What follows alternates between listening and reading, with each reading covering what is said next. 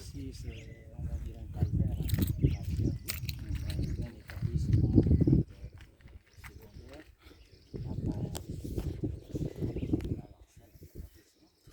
Ça complique la vie parce que déjà même en termes de lutte contre la pandémie, il faut se laver les mains. Voilà, c'est ça. Les enfants après l'été, ils veulent se désaltérer, faire des toilettes. Si, et les sanitaires. Le bloc solaire. On a des sanitaires, mais vraiment, comme je dis, c'est compliqué. Pire encore en saison sèche, parce que ici, ça fonctionne avec le solaire. Même certaines qui ont été implantées par parcourir des kilomètres pour aller à l'entrée de la ville, là où la seule pompe c'est vraiment un parcours de combattant. Nous sommes à des moments même, on boit de l'eau des rivières. Un peu, au XXIe siècle. Avec ça, c'est vraiment un ouf de soulagement. D'accord. Mais là où on doit vous expliquer, c'est que c'est un peu des contraintes budgétaires. L'UNICEF aide comme il peut, c'est qu'on n'a pas tous les moyens. Ce qui va être là-bas, c'est les pompes manuelles, c'est-à-dire les pompes pédales. C'est-à-dire qu'ils vont pomper et l'eau va sortir. Ça, c'est un. Deuxièmement, l'eau qui va sortir, ils vont faire les analyses. Et ça va être, on va vous rassurer que ça va être de l'eau qu'on peut boire. Mais ça ne va pas sortir avec les pompes électriques pour débuter. C'est-à-dire qu'à un moment ou à un autre, s'il y a les moyens, si le ministère trouve aussi le moyen avec des partenaires, des trucs comme ça, c'est toujours facilement remplaçable d'enlever la pompe pédale et de mettre une pompe électrique pour que ça y aille de l'eau courante. Pour le moment, c'est d'abord la pompe pédale pour que ça se fasse. Mais au moins, il y a déjà l'eau dans l'enceinte de l'école. Il suffit juste de pomper et vous avez l'eau qui va sortir.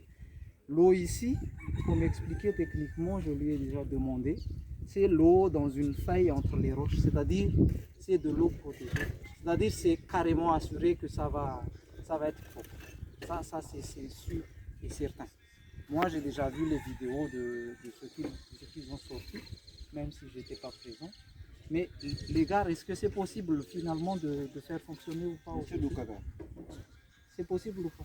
C'est plus possible, hein? La pompe, ça ne peut pas être supporté par le groupe? Actuellement, non. Non, hein? Ces petits groupes-là ne supportent pas. voilà, Mais vous n'avez pas vu qu'ils ont travaillé, l'eau qui sort? Si on a vu depuis le début, nous sommes ensemble. C'est bon.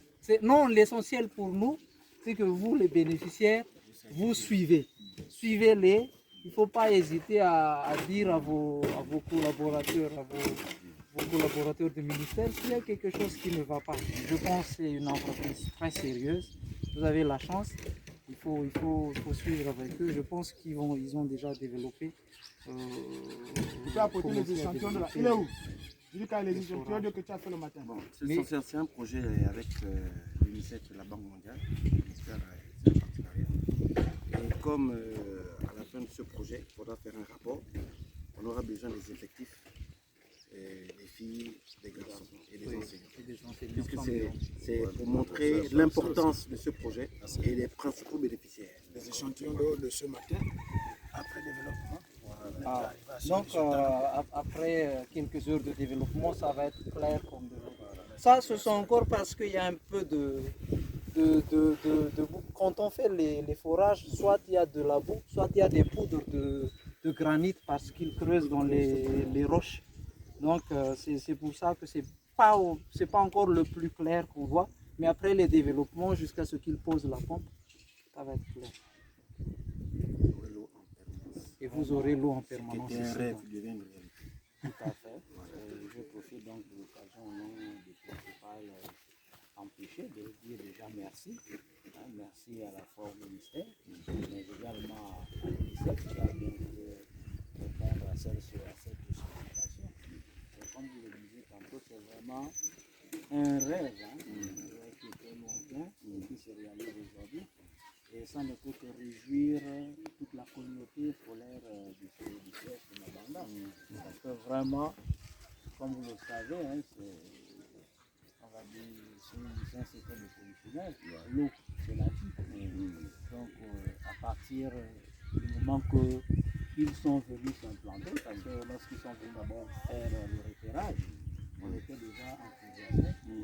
Et quand ils sont venus pour lancer effectivement les travaux, c'était déjà une joie parce qu'au moins on savait que avant les fêtes, on aura désormais l'eau. L'eau qui était vraiment le plus gros souci. Parce que vous voyez, manger il faut l'eau, faire la vaisselle il faut l'eau, aller au foyer il faut l'eau. Désormais on a l'eau en permanence. Donc vraiment c'est une équation encore grand merci à tous ceux qui ont contribué à la société, parce que sans eux, on ne devait pas. Merci encore. Et ceux qui ont décidé, les deux là, que ça s'implante ici, puisque je vous assure, au début on a planifié 5 écoles. Après c'est devenu 3 à cause du budget. Et 3 sur les centaines d'écoles qui ont voulu l'eau, ils ont choisi Mabanda quand même. C'est les deux, l'équipe du ministère ensemble qui ont décidé ça. C'est nous de toute façon on l'aurait fait, l'entreprise elle l'aurait fait. Ceux qui ont décidé que ça soit à CES Mabanda, CES, non? Oui, bon, même lycée, puisqu'on a déjà l'année dernière. C'est un lycée maintenant. La première. La seconde. C'est cette année qu'on a appris que le ministère a